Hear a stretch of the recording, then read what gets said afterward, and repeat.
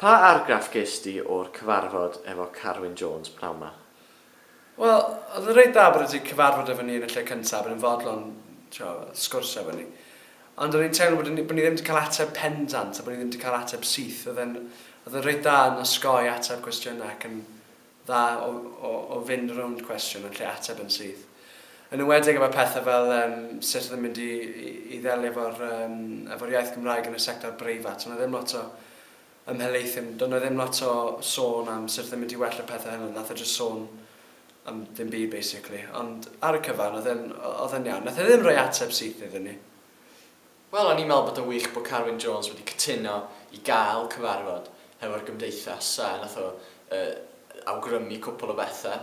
Ond o'n i'n teimlo bod i atebion o, wel, oedd yn trio osgoi deud ateb clir fel petai a trio mynd â amgylch yn cwestiynau ni.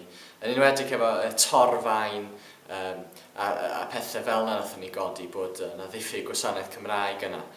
Ac oedd o ddim go iawn yn gallu ymhelaethu ar hynny.